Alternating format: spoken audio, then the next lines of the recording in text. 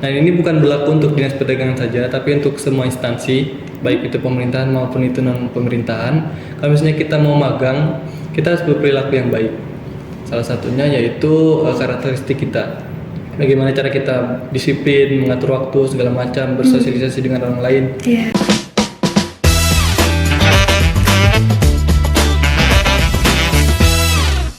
Halo Sobat Adis Cipta, kembali lagi di Potmatika. Ngobrol apa hari ini? Bareng aku Hasti. Kali ini kita kedatangan dua narasumber dari program studi informatika. Nah, beliau-beliau ini magang di salah satu instansi pemerintah, yaitu di Dinas Perdagangan. Nah, pasti pada penasaran kan, bertanya-tanya kok bisa sih program studi informatika magang di Dinas Perdagangan. Nah, langsung saja nanti kita tanyakan. Kita sambut saja Kak Febri dan Kak Elza. Halo Kak Febri, Kak Elza. Gimana nih Kak kabarnya? Sehat, alhamdulillah. Alhamdulillah. Kak Elza sendiri? Alhamdulillah baik. Nah, biasanya Kak Elza sama Kak Febri ini dipanggil apa keseharian di kampus tuh? Kalau dari aku sendiri biasanya dipanggil Mamang sih. Oh, Mama. Di kampus ini. Oke, Mama. Dari Kak Elza sendiri? Elza aja. Oh, Kak Elza tetap. Oke, Ya. jadi nggak apa-apa ya. Aku langsung manggil Mamang gitu, nggak apa-apa ya? Iya, boleh. Oke, ini gimana sih Kak? Aku penasaran juga nih. Kok bisa magang? Awal mulanya gimana bisa magang di Dinas Perdagangan? Kalau dari aku sendiri itu awal mulanya cari-cari, kan mau magang udah semester atas. Terus cari-cari info di mana sih tempat magang yang ada kaitannya dengan kampus. Kenapa dengan kampus? Karena biar lebih mudah gitu loh. Relasinya dan pengurusan surat-surat menyuratnya itu lebih mudah. Jadi aku cari tahu dulu dan salah satunya itu Dinas Perdagangan Kota Yogyakarta. Nah, dari situ aku kebetulan juga langsung daftar di Dinas Perdagangan Kota Yogyakarta itu. Nah, dari Kak Elza mungkin ada tambahan? Kalau dulu tuh aku ini ya dari dapat rekomendasi dari Ibu Astika, dari Kaprodi kita.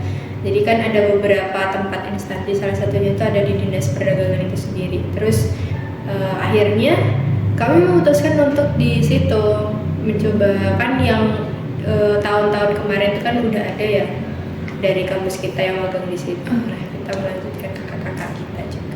Nah, berarti dari Mamangnya sendiri itu pendaftarannya mandiri. Kalau dari Kak Elza lewat Prodi apa kalian sama barengnya? Oh, kalau kebetulan waktu itu Elza dulu yang daftar. Jadi saya cari-cari info tentang Dinas Perdagangan. Habis itu saya direkomendasikan langsung dari Bu Astika untuk langsung daftar. Jadi nggak mandiri, langsung didaftarkan. Oh, jadi itu prosesnya gimana pendaftarannya itu tuh? Waktu itu karena kita dari Bu Astika langsung ya, karena itu kan kerjasama sama kampus dari instansi tersebut. Jadi kita tuh mengumpulkan berkas-berkas kayak misalnya CV, terus ada transkrip nilai, data diri, pokoknya semua itu dikumpulin. Kalau udah dapat rekomendasi surat ya dari Prodi, terus kita ke kerjasama di ITDA. Oh, Jadi lewat situ. Oke, aku pengen nanya nih, itu ada ketentuan tertentu nggak sih kalau di Dinas Perdagangan? Maksudnya kayak kalau kakak ini, Mama Kak Elza ini kan dari informatika gitu loh. Kalau dibilang lintas jalur bisa dibilang gitu ya, karena di Dinas Perdagangan itu ada ketentuan tersendiri nggak buat magang di situ tuh? Kebetulan enggak ya, karena di divisi kita tuh nyambung banget sama informatika. Oh. Kita tuh di multimedia, kita bantu di multimedia sama P2P. Oh. Jadi itu tentang seputar informatika juga. Oke. Jadi di Dinas Perdagangan itu ada banyak divisi. Dan itu nggak menutup kemungkinan untuk setiap program studi atau jurusan bisa masuk ke Dinas Perdagangan. Bisa semuanya kok. Di divisi itu Kak Elza sama Mamang itu satu divisi atau berbeda? Satu divisi, cuman kami megang di dua divisi di Dinas Perdagangan. Nah, itu tugasnya ngapain itu? Boleh Mamang duluan? Oke, kalau untuk dari kami hampir semua tugas itu sama. Kami salah satu proyek besarnya yaitu ngembangin website Dinas Perdagangan Kota Yogyakarta. Nah, itu kami tempatnya di ruangan P2P, divisi P2P. Namun untuk kerjasama kayak minta foto segala macam editing itu kami ke divisi yang multimedia. Tapi untuk keseluruhan kerjanya sih kami sama sih hampir semua. Mungkin Kak Elza ada tambahan? Sama ya, karena kita satu divisi. Iya, iya. Jadi, itu garis besarnya kita. Terus selain itu kita juga kerjasama sama divisi lain. Kebetulan kan pengembangan web itu kan butuh banyak divisi ya. Nah, jadi dari informasi dari berbagai divisi itu kita rangkum, kita masukin ke website. Jadi di situ tugas utama Mamang dan Kak Elza itu ngembangin website ya. Untuk ada tugas harian gitu nggak? Iya, atau WhatsApp aja? Kami punya banyak tugas sebenarnya di sana. Ya Iya. namanya juga anak magang ya. Salah satunya itu paling utama ya bantu-bantu kalau misalnya ada di dalam divisi itu butuh bantuan seperti Arsip dokumen. Arsip dokumen Kita kami sering bantu. banget arsip dokumen. Terus kita ngumpulin informasi data 29 pasar Iya, ya. 29 pasar yang di bawah naungan Dinas Perdagangan. Wah, tepuk tangan dulu sobat Adisipto, keren banget ya kakak-kakakku ini. Nah, kalau boleh tahu itu ngerjain tugas-tugas sebanyak itu sama yang tugas utama, itu keteteran nggak? Sebenarnya enggak sih, karena waktunya juga cukup lama 6 bulan. Jadi kami itu sebenarnya punya 2 tugas utama. Salah satunya itu desain 3D modeling di pasar Pluih. Jadi selain kami ngembangin website Dinas Perdagangan, kami juga disuruh bikin tampilan 3D dari salah satu pasar yaitu pasar Pluih. Oh, jadi ada 2 tugas utama yang Ya, betul. paling di ini. Oke, nah kalau boleh tahu waktu magang di Dinas Perdagangan ini tuh yang terkonversi sama mata kuliah itu berapa SKS?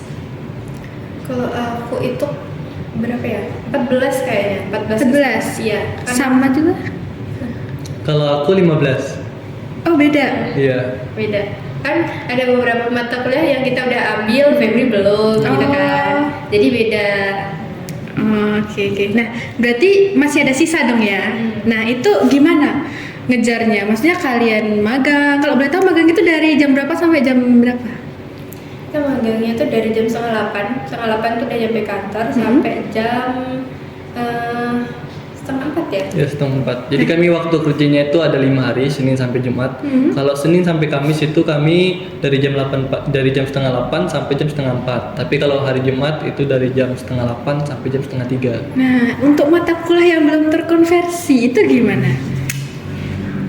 Kami sudah izin ya sebelumnya sama pembimbing kami lapangan di sana, di kantor sana. Kami izin bahwa kami ada mata kuliah di jam 8, misalnya jam 8 sampai jam 12 nih, kita ada mata kuliah. Itu tiap hari Senin sampai Kamis kita ada.